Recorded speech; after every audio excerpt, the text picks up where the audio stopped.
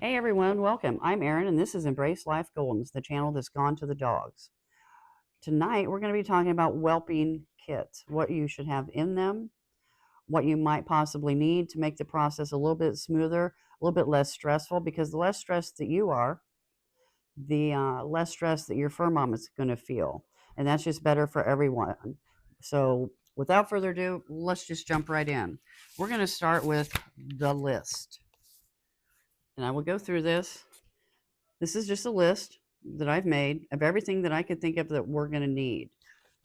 And in from that list, I've begun getting ready with a kit. Notice I have a carrier. I can hold a lot of supplies in there. And we're going to go through the supplies so that you're not left out in the dark. I have scoured the internet. We have a breeding book that I bought too. It's called Successful Dog Breeding Second Edition by Chris Walkowitz and Bonnie Wilcox DBM. It's this. It's probably going to be backwards. Sorry about that. I will link it below, and I did order it from Amazon.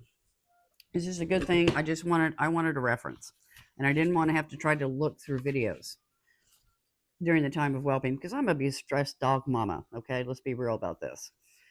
On the whelping kit, of course, you're going to need a whelping box or an area for your dog to whelp her puppies. We have a whelping box ordered. It's just not here yet. That'll be a separate video where we go through that with you. But you're going to need whelping pads. You're going to need pee pads. Those are just to use during whelping, maybe to put under mama's rear end because you can pull those out as they get soiled. You're going to want blankets for mama so that she can do like her nesting kind of thing and get comfortable. You're going to need, and we have stacks of these, just kitchen hand towels. These are to dry the puppies off once they're born. You want to dry them off.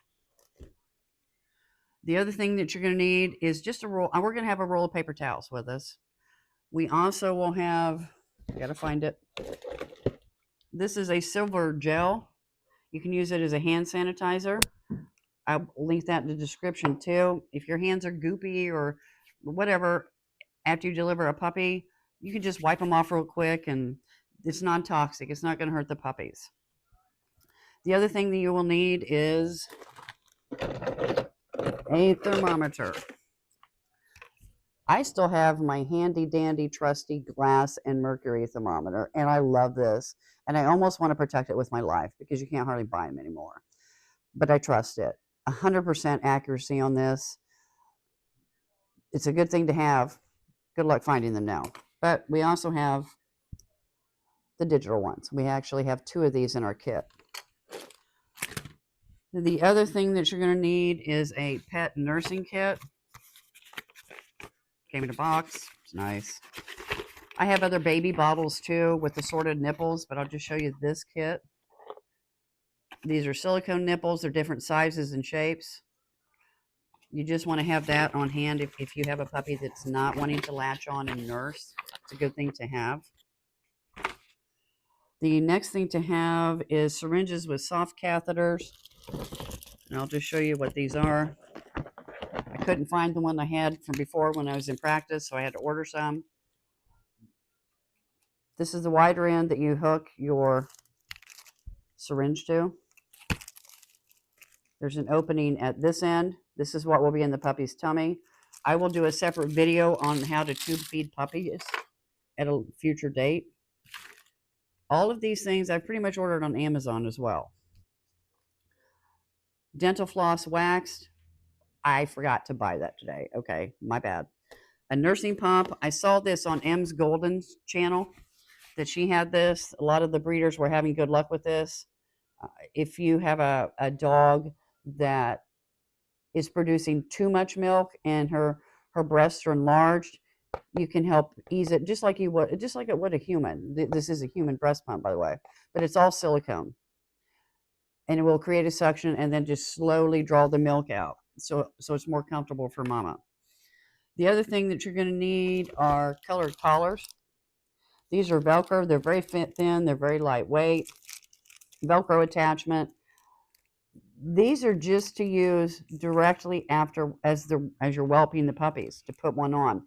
You can keep track, and I'll show you in a little bit. You can keep track of puppies. Who was born first, second, whatever. You keep track of them that way. And I will show you something in a little bit when I get to it. The next thing we have on the list is nail polish, and that's part of that. And where'd they go? Nail polish.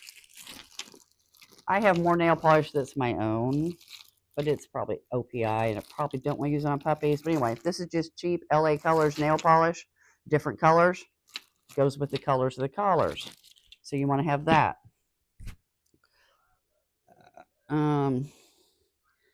Stethoscope is a good thing to have. You can buy these on Amazon. You can get them at Tractor Supply. They say that if you're concerned that there might be another puppy still inside mama, that you might be able to pick up a fetal heartbeat with this. We'll see. Scales.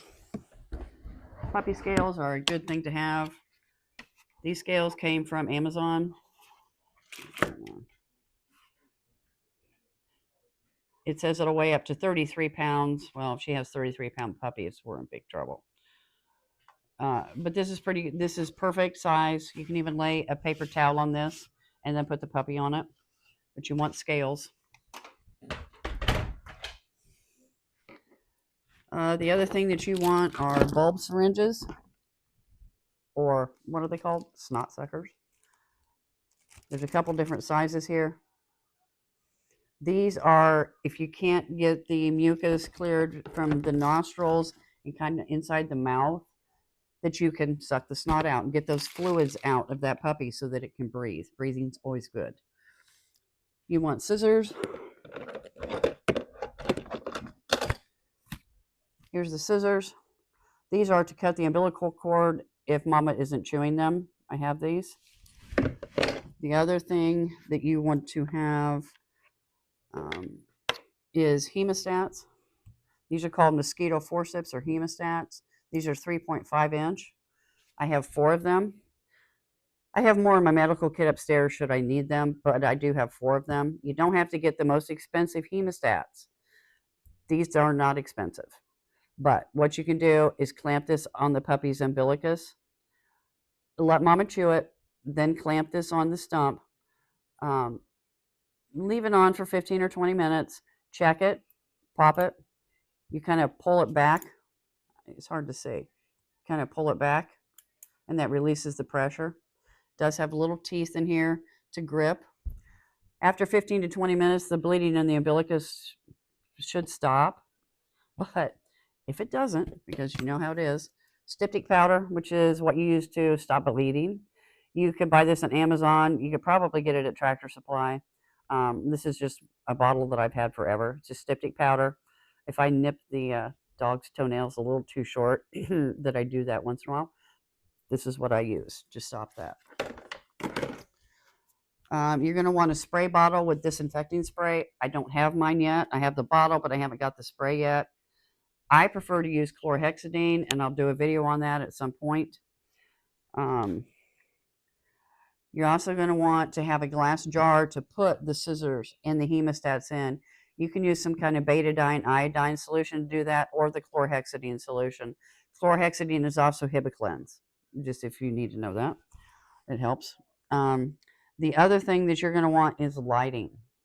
You want good lighting when you're whelping. So, and I'll show you this when we do the whelping box. We're putting lighting back there, but we also have the nifty little flashlight if I need to get down and dirty and really look at her business. We also have a headlamp because at some point mama's going to have to go potty. Chances are it's going to be at night. We have a headlamp, and when you go out to go potty mama, if she's still in active labor, do take a towel with you because you may deliver a puppy outside. Be prepared. Then we have a heating pad. Just a cheap heating pad. You can put that underneath the laundry basket and put a towel in your laundry basket if you need to put the puppies in there during whelping. One of the biggest problems with whelping puppies is they get too cold. So you want to keep their body heat up. You're probably going to want to put this up on high, this heating pad up on high, because you're going to have a basket on it and then a towel. See if you get the heat radiating through that you need for those puppies. You can even cover them up with one of the dry hand towels. If it's too hot, obviously turn your temperature down. If it's not hot enough, you can move that heating pad to under the towel inside the basket. Heating pads are different, so I don't know what you're going to have. I don't even know how mine's going to react to this. It's been a long time since we've had a small animal in a laundry basket. We'll just say that. Um, you can have some gloves if you want to use gloves. I'm just going to wash my hands real well, use my silver gel. I'll have gloves in the kit. Should me or my husband need them, they'll be there. You want just the normal exam gloves. You can buy them at Tractor Supply, Walgreens, CVS, Amazon. Any of those stores will carry these gloves. You're also going to want goat milk replacer. Now, if you have a puppy that's not wanting to latch on and you're having to bottle feed the puppy, goat milk is the best. And I'll go through a recipe with you at a future video, but you want this. I also have on order, because I've never had to order it, I've had to order it for our alpacas, is colostrum. If we have puppies that aren't nursing or her milk doesn't come in or any kind of problem, I want colostrum in those puppies the first day or two. So I have ordered some dry colostrum from Revival Health. I've ordered it on Amazon. It should be here early next week. And we'll go through some of this in future videos too, but you're going to want to give the colostrum. So I have that on order to have in the kit. Another thing, when I was in practice, we used a product called NutriCal, but it's a really thick paste to help um, give extra nutrition in that paste to bump up the glucose in an animal. I don't want to use it. I just think it's a little too thick for puppies. So I've ordered a product called Pet Nutra Drops. It's made by Revival Health. I've ordered it on Amazon. It should be here in a day or two. They're just drops that you could put in the little puppy's mouth. Check it, put it under his tongue or on his tongue. If you have a puppy that is born and is just kind of sluggish and lethargic, doesn't want to latch on, try giving it some of the puppy Nutra Drops, because it may bump up its glucose enough that all of a sudden it's got that little burst of energy and it can latch on. Oh, let's see what else. That's pretty much. No, I don't. No. This is Oracal Plus. This is for mama during whelping. Every time she delivers a puppy, you should give her about a pea-sized line of this. It bumps up her calcium when she's delivering, but gives her a little energy boost. Helps her kind of handle the contractions a little bit better. I have the 30 ml tube, but you should have that on hand. Try to see what else in there. I think I've covered the kit. We keep a hard copy, and we will keep it. This is the first time we've bred these dogs, so we'll keep the hard copy that I can use every time, and then I can make notes and add on to it and update it as I need.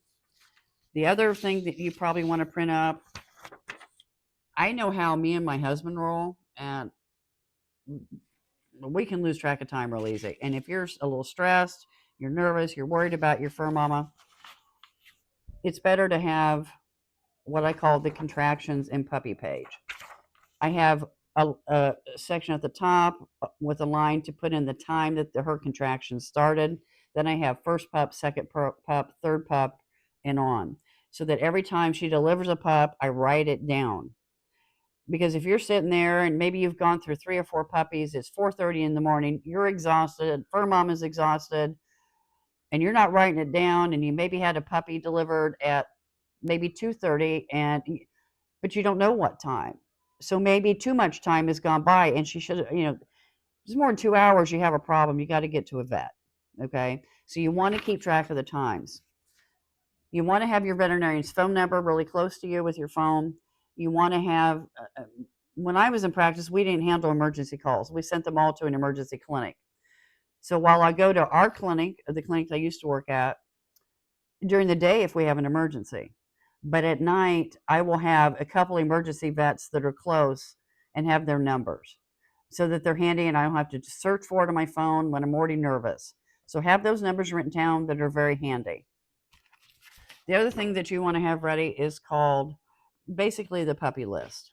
And what I have done is, I know it's backwards, I'm naming these puppies after the characters in Downton Abbey. Call me nerdy, I don't care. But I have on here date of birth when these puppies are whelped. I have the dam and the sire's names. And then I have ribbon color, time of birth, weight, gender, cleft palate, and placenta. Let's go over that. We go back to ribbon color. Say you move the first puppy's born, say it's a little boy, maybe I put the green collar on. I just write green. Time of birth, write that time of birth down. Weight, you want to weigh the puppies immediately. Okay, you let her chew off the umbilical cord and get the placenta and all that stuff. Make sure the puppy's breathing and crying and moving around. Go over and weigh the puppy, write it down. Then write down if it's a boy or a girl. Cleft palate. Now, here's the thing. Cleft palates do happen in puppies. It's not very common, but they do happen. What I used to do in practice when we did C-sections or had the occasional live natural birth, I just would take my pinky and put it up in the roof of the puppy's mouth, and you can definitely feel if there's a cleft palate. So you want to check, because if you have a puppy with a cleft palate, you got a problem. Then you want to make sure that you have placentas accounted for every puppy. Most of the time, they just kind of come out, okay? And you're having to open the placenta, and mom is tearing it open. She could eat them. That's fine. Not going to hurt her. But once in a while, you'll have one that just pops the puppy out. That placenta is still in there. So you got to figure that out and try to get it out. But all of the paperwork that we're keeping right here goes into a folder, okay? That way we can keep track of everything going on. Another thing to have besides your disinfectant spray is maybe some poopy bags, because mama may have some accidents when she's whelping puppies. I hope this video, oh, the other thing I forgot, vet wrap. If you have a dog that has a lot of fur, and we do, we have the English cream golden retrievers, their tails are pretty hairy. Vet wrap. You can wrap this around her tail. Some of the fluids may soak through, but it does make cleanup easier. It keeps the hair out of your way. You can see better, that kind of thing. You can trim, if you have a really very hairy dog, you can trim the hair around the vulva and the back legs, like the feathers. You can trim those up just so it's easier to see. And we may, our dog, our Mabel May is kind of hairy back there. So we may trim her a little bit up right before she whelps. I'm not going to shave her to the skin. I don't recommend doing that at all. You just cause skin irritation right now, especially if they're not used to it. So just trim the hair up, but the vet wrap helps the tail, keep it out of your way, keep her cleaner. I hope that helped, because whelping can be a nervous business. I do want to thank you so much for stopping by. I really appreciate it. We'll see you the next time on Embrace Life Goldens. And the next time we'll be talking all things whelping boxes. And hey, all, live that golden life. See you later.